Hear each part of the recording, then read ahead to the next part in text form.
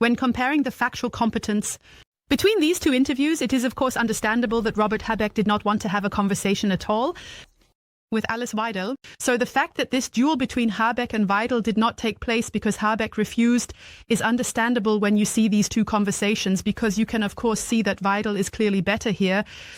After the TV debate between Scholz and Merz on Sunday evening, there was actually supposed to be emphasis on the TV debate between Habeck and Weidel last night. But the TV debate between Habeck and Weidel was supposed to take place, but Dr. Habeck refused. And so ZDF then asked twice, what now? Once to AfD leader Alice Weidel and once to the Minister of Economics Robert Habeck.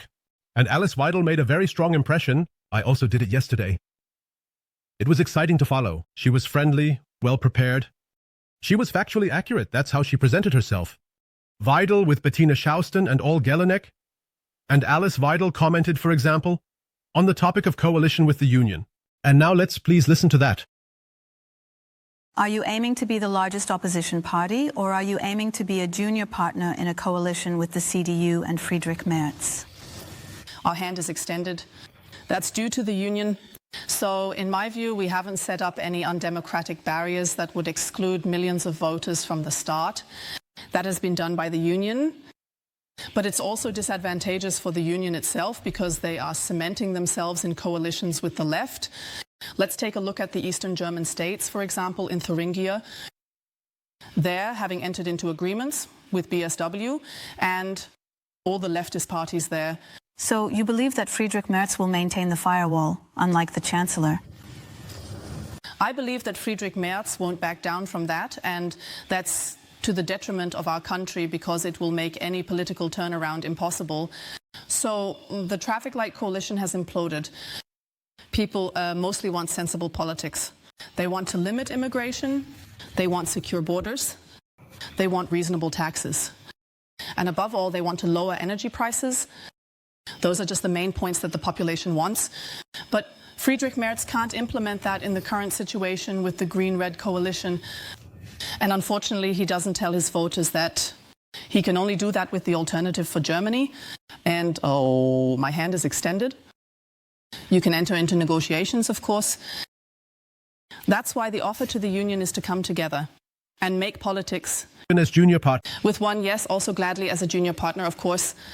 I don't even know if you noticed this, just a little footnote from me. Anne Gelenek looks a bit like Mrs. Doubtfire.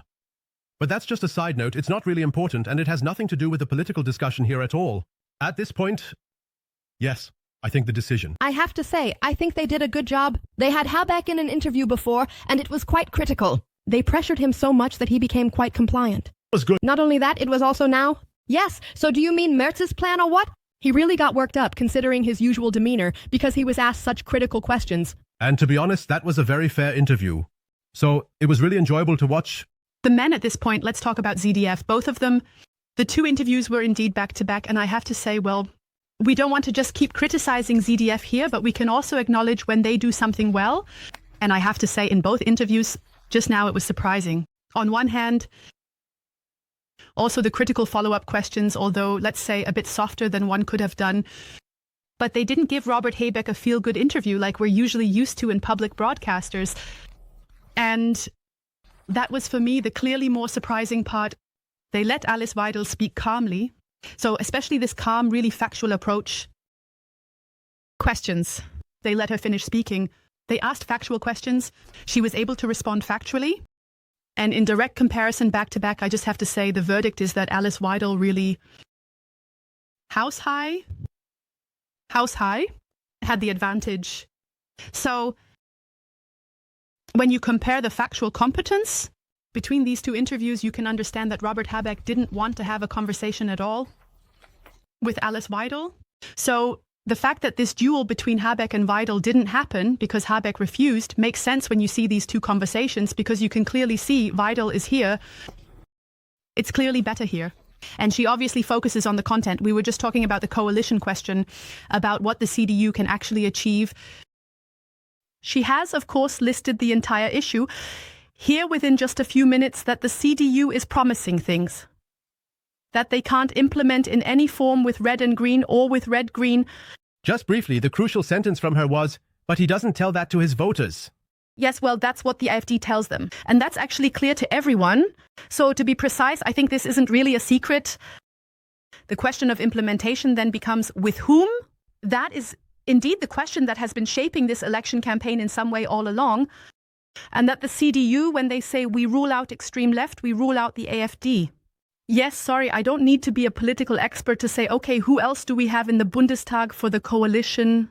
It was clear that it would end up being the SPD or the Greens or both if the math didn't allow it to work out any other way. And that is exactly what Alice Weidel has simply translated into the topics here, that she is leaving the topics open. She says migration, economy, energy, these are all things that we know today. The SPD is slowing down. The Greens are slowing down. The migration policy is not feasible with the Greens. The social policy, the abolition of the citizens' income, is not feasible with the Social Democrats. None of these things will work. We can't go back to nuclear power if we're in a coalition with the Greens. They will block that. And there is no other choice. And that she just casually reaches out her hand here and she says, well, we would talk. That's obviously smart. You can see how easy it is for Alice Weidel and the AfD in this election campaign. And that drags on a bit. Because of the AfD election campaign, I think that they are relatively reserved for their circumstances. They don't make too much noise and simply make sure that the policies of the others work in their favor. So, for example, by Habeck rather refusing this duel, it obviously elevates Alice Weidel to an unbeatable figure and really boosts her status, making it clear, I am afraid of this woman. And it's just the same that Alice Weidel also comes across in a kind of martyr role.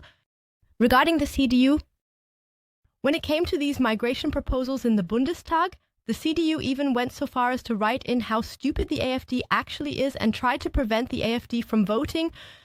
And Alice Weidel could then say, yes, we will still vote. These little things won't influence us. We just want what's best for the country. So she can totally score just by orienting herself in a minimal way towards the reasonable things because the others are so unfair. Indeed, I'm with you on that. You noticed Miss Weidel was super relaxed. She and the AfD can be like that right now. They're obviously leaning back. They're in a very comfortable situation. And just a quick note on that. You say people notice that? Of course, we notice that many things cannot be implemented, but I think that citizens who are marginally interested in politics do not notice this. They hear what the chancellors are preaching and say, yeah, sounds good, I'll vote for that. And they don't see what's possible. I don't mean to imply this about everyone, but the possible coalitions and implementation options behind it. Behind that, Brief Mr. Burgett. Yeah, I'm not sure if people don't notice that. I don't want to undersell. The biggest problem for the CDU right now isn't that they're focusing on the wrong issues or that they're not right, but that their credibility is being massively challenged. The CDU has exactly this one problem. Do people really believe you want this turnaround, or are you just talking and then letting yourselves be bought off again? Because they are already saying now that they will work with those with whom it isn't working. And Weidel is right about that. In this coalition, what they say, which is certainly correct, is simply not feasible. And finally, there was a question for Ms. Weidel. Let's hear that again. I learned from Angela Merkel. Sure, nothing.